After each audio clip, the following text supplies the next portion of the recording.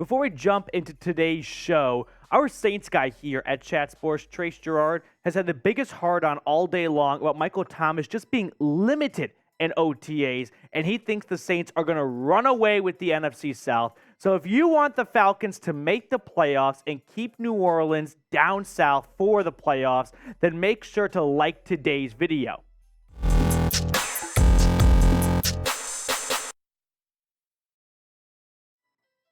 Coming up on today's show, we're going to break down a couple of trade targets for the Atlanta Falcons. Now that we are past June 1st, so you might see a bit of a wave in activity with dead money being able to split over 2023 and 2024. Welcome into Falcons Today, by the way, by Chat Sports. Matthew Peterson here, jumping into the first trade target, which is wide receiver Hunter Renfrow. So I think Renfrow could be the perfect addition, honestly, to the Falcons wide receiver core, knowing the balance of, attainable, not giving up too much, but also being very complementary to what the Falcons want to do on offense. Now, the reports coming out of the Sin City are that the Vegas Raiders are open to trading Hunter Renfrow.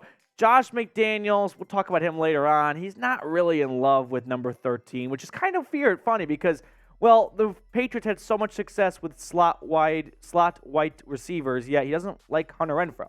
Either way, the Raiders could save a good, pocket of change right there, $11.3 million against the cap if they were to move on from him now. So before I even jump into this in too much detail, you guys know where I stand on Falcons wide receivers after Drake London. I'm not going to bore you with another broken record of my TED Talk about adding more wide receivers.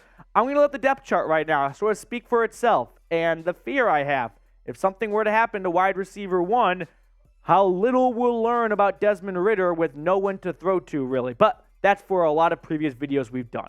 Hunter Renfrow is a great slot wide receiver. It would allow Drake London, who's just a basketball player playing football more or less, and Matt Collins to play outside, play along the boundary, and let Renfrow work up the middle. And think about that offensive lineup. I know the Falcons offense might not be in a lot of people's radars, but if you add Hunter Renfrow, Drake London, Hunter Renfrow, Matt Collins, be nice to Matt Collins, Kyle Pitts, Bijan Robinson, Tyler Algier, Cordell Patterson.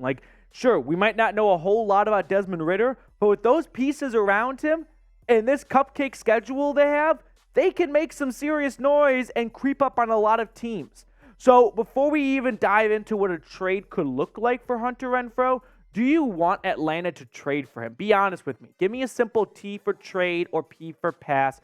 And while you're scrolling down to type your answers in, if you have not subscribed to the channel, on your way down, just click that sub button. It's right there. It's on your right-hand side. You can't miss it. And you can turn it whatever color it becomes now, black, I think, white, red, whatever, and lock yourself in for free Falcons YouTube content all year long.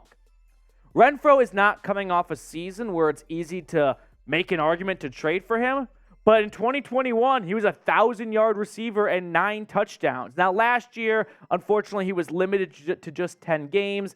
The Raiders were a disaster across the board, right, from offense to defense to special teams. But I think Hunter Renfrow is still a really good football player, and when he's not battling injuries, I don't know if you can be a 1,000-yard receiver with Desmond Ridder at quarterback and just not a ton of, passes being thrown most likely compared to a Derek Carr-led offense, but he can make this football team better. That I am certain of. Now, Renfrow battled concussions last season, which is why he missed a good chunk of the season. Hopefully that's behind him. That's definitely something that front offices would do a lot of research on before making a move for Hunter Renfrow. But with Josh McDaniels just not in love with Hunter Renfrow, which is kind of bizarre because, like I said earlier, what was the bread and butter of Josh McDaniels' Patriots offense? Speedy white slot receivers, a.k.a. Hunter Renfrow reincarnated. He's the next Wes Welker, Julian Edelman, Danny Amendola. It doesn't seem like it's a good match right now in Vegas. So if you could get Hunter Renfrow for, I'm not going to overspend on a player who's coming off a down season and he had some concussion issues, but if you can get him for a 4th-round pick, I would not think too long about it. I think I would do this deal pretty quickly if I was Fontenot. So what do you guys think? Would you do this trade, yes or no? For me, I'm typing Y for yes. You get to get more targets for Desmond Ridder to throw to, and if he's not the guy, okay, whoever steps in 2024 to be the starting quarterback is going to join an offense with Drake London, Hunter Renfrow, Kyle Pitts, and Bijan Robinson. They're going to have a lot to be successful with early on and not drown like a lot of rookie quarterbacks do when teams sell the farm to get them, but then the farm has no horses, pigs, or sheep for the new farmer to work with. That was a nice Colin Cowherd moment by me. Before we get to the next trade target, there is a great deal going on over at Fanatics. 40% off for 2 t-shirts. You don't just get 1 shirt. You get 2 shirts on sale, but you have to use our exclusive link. chatsports.com/ATL shirt combo. That link's in the comments and the description of today's show. I've got a bachelor party by Lake Lanier next weekend. I know I'll be rocking my Falcons t-shirt combo at it, so make sure you get yours today as well. chatsports.com/ATL shirt combo. Our next trade target, bear with me. I've got some ebbs and flows with it, but it's a division rival, Tampa Bay Buccaneers defensive end Shaq Barrett. I understand it is very unlikely, but if the Bucs go tank mode and they want to get some picks and get some contracts off their books as they look to turn the page after the Tom Brady era, maybe they end up dealing Shaq Barrett. Now, he was mentioned in a CBS Sports article by Cody Benjamin, and this is what he wrote. Briefly, one of the game's most dominant edge rushers, Barrett is now 30, coming off an injury-shortened season and due a whopping $21.3 million in 2023, just as Tampa Bay appears to be bracing for a down year post-Tom Brady. Few clubs are likely to absorb his contract via trade, but the Bucs could save $14.6 million by sending him to the open market. A handful of contenders would surely sniff around at that point, considering the former All-Pro as a rotational pass rusher. Shaq Barrett is an elite pass rusher who had 19.5 sacks not long ago, and he would make an immediate impact, if healthy. Something that Cody Benjamin sort of just glossed over. It wasn't an injury-shortened season. It was an Achilles tear when he is approaching 30 years old. That's kind of the kiss of death for a lot of athletes. Some guys are able to bounce back from it, but Achilles is the one piece of, injuries or, the medical science has not really been able to just make athletes bounce back from, not for example, ACLs used to be the end of your career. Not really the case anymore. Achilles, that's not something to play with. So I can see hesitancy on teams wanting to trade for a player with a big contract, give up picks, and I doubt Shaq Barrett plays the first few weeks of the season. Coming off a mid-season Achilles tear, those tend to be 10 to 12-month recoveries. Now, Shaq Barrett, the last 4 seasons, you can see the peak in 2019 coming over from Denver, putting up 19.5 sacks.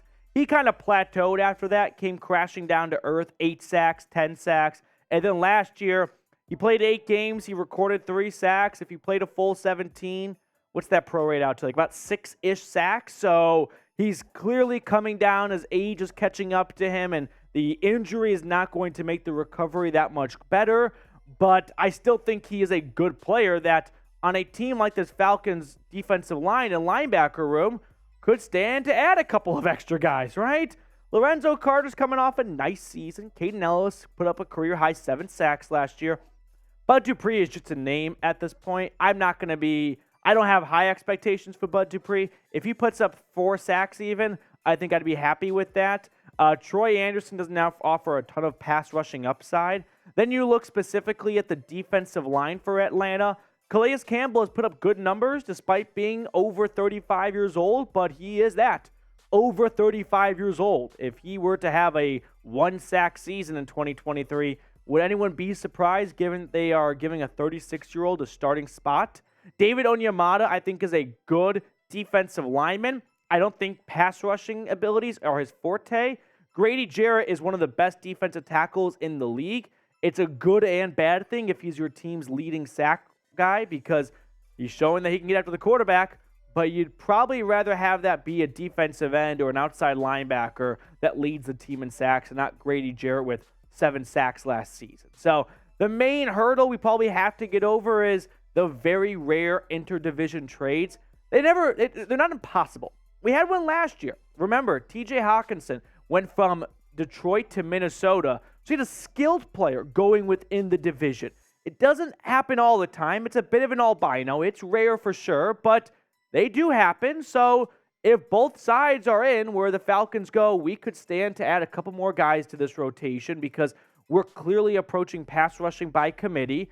And the Bucs want to free some money off their books and get some draft assets they look to rebuild for 2024 and, I don't know, try and get Caleb Williams or something.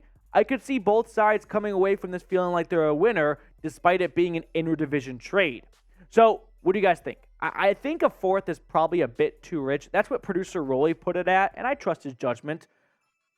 But man, 30-year-old coming off an Achilles injury, early day 3 pick. I think for me, I wouldn't go any lower than a 5th-round pick. But if you disagree, that's fine. Let me know what your thoughts are in the comment section below. With that being said, Hunter Renfrow and Shaq Barrett are both coming off injured 2022 campaigns, both coming off kind of career low statistical seasons, right? They both have contracts that you'd have to absorb. So one might be, 1 round earlier in terms of value, but they're not too far off from one another, given that one's an edge rusher, which is a premium position in the NFL. The other's a wide receiver, which is also a premium position, but I don't think it's as valued as high as edge rusher is this day and age. So I think they're in the same neck of the woods.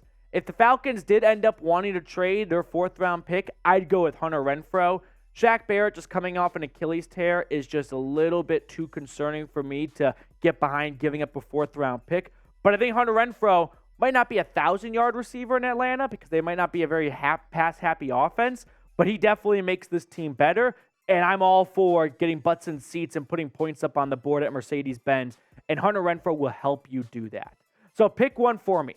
Would you rather go with Renfrow? That's who I'm riding with. Or would you rather go with Shaq Barrett? Just put the initials for the player you liked more in today's video and who you'd rather see Fontenot pursue in a trade.